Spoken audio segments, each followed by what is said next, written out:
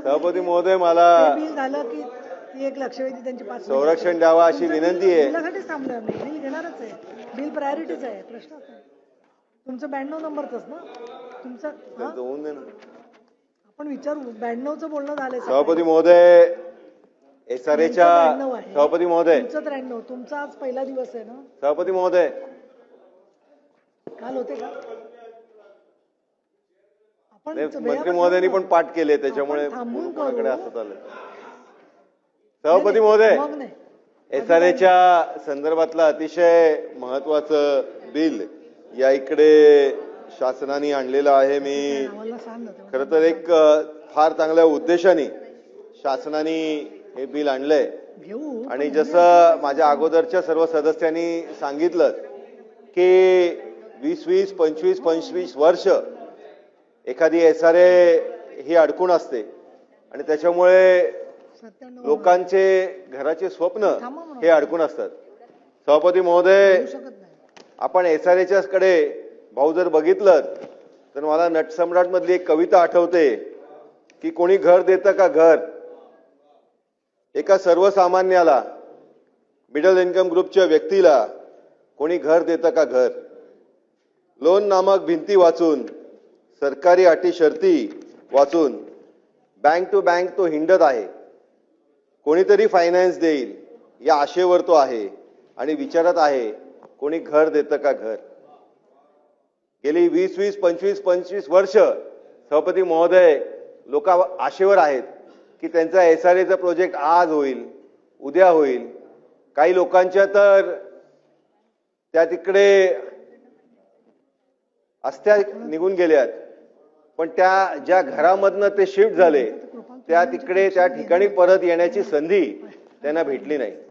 आणि आज त्यांचे वारसदार बाहेर त्यांचे वारस म्हणून क्लेम करण्यासाठी फिरतायत आणि एसआरएच्या ऑफिसमध्ये हे सगळे प्रोजेक्ट असेच पडून आहेत.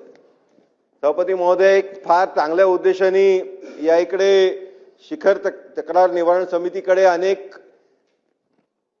तक्रारी या पेंडिंग आहेत आणि त्याचं कुठेतरी लवकरात लवकर न्याय निपटारा झाला पाहिजे.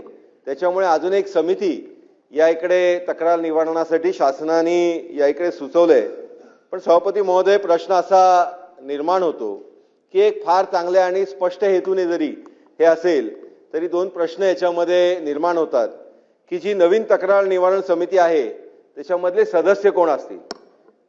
पुन्हा एकदा IAS ऑफिसर जर असतील तर जसं मगाशी माननीय सदस्य सचिन भाऊंनी सांगितलं की ते सगळे एकत्र येण्यासाठी परत 1-1 वर्ष 6-6 महिने जातात आणि त्याच्यामुळे त्या ज्या तक्रारी आहेत त्यांचं निवारण होणार कधी. आणि जर प्रमोटी अधिकारी केले तर परत साहेब त्या तिकडे भ्रष्टाचार होण्याची पण शक्यता आहे.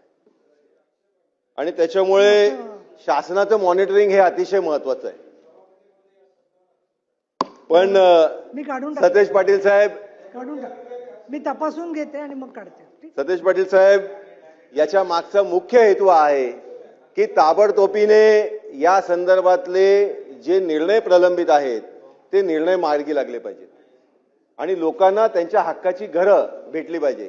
सभापती महोदय, ठाण्यामधलं ओमकार गृहनिर्माण संस्था वर्तकनगर याच्यामधलं गेले 20-25 वर्ष त्या तिकडे पहिला बिल्डर गेला, दुसरा बिल्डर आला, तिसरा बिल्डर येतोय. बिल्डरांमधले आपसातले वाद, जे त्या तिकडे झोपडीधारक होते, स्लमधारक होते, त्यांची आज घरं उद्या होतील नाही होतील, त्यांची घरं किती होतील याच्या संदर्भातला वाद. आणि याच्यामध्ये फक्त एसआरए मधनं त्यांना तारीख पर तारीख भेटते.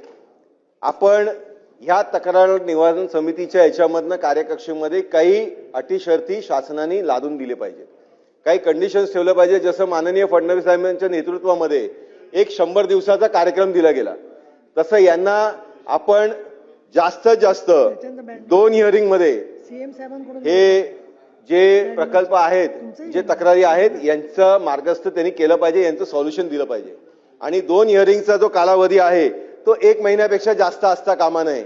याच्या संदर्भातली सूचना मी आज या बिलासंदर्भात चर्चा करताना देतोय. सभापती महोदय, टाइम बाउंड प्रोसेस हे अतिशय महत्वाचं आहे आणि अकाउंटेबिलिटी या दोन गोष्टी शांतता ठेवा निश्चितपणे सभापती महोदय महत्वाची आहेत. आणि त्याच्यामुळे ही एसआरए संकल्पना ज्यावेळेस आली त्यावेळेस गोरगरिबांना घरं देण्याच्या संदर्भातली झाली. पण त्याच्यानंतर रेल्वेच्या जागेवरती स्लम, त्या तिकडे फॉरेस्टच्या जागेवरती स्लम, MIDCच्या जागेवरती स्लम, अशा अनेक ठिकाणी फक्त स्लम सातत्याने होत गेल्या. आणि त्याच्यामुळे सभापती महोदय, या बिलासंदर्भातलं मी खरं तर बिलाचं स्वागतच करतोय. या बिलाच्या माध्यमाने सर्वसामान्याला न्याय देण्याची भूमिका ही शासनाची आहे. पण हे न्याय देताना कुठेतरी आपण याच्यामध्ये त्यांच्यावरती अन्याय होऊ नये एवढीच फक्त माफक अपेक्षा मी शासनाकडे करतो. आणि क्लोजिंगमध्ये फक्त एक शेवटची 2 ओळी म्हणतो. या इकडे सभापती महोदय, घर म्हणजे केवळ घर नसतं, असल्या जरी 4 भिंती तरी जगण्यासाठी विणलेलं एक सुंदर स्वप्न असतं. ते स्वप्न आपण भंगून देऊ नये अशी आपल्याला विनंती करतो आणि थांबतो. धन्यवाद. चला अमोल मिटकरी, आभारी आहोत. अनिल परब, सन्मान्य सदस्य.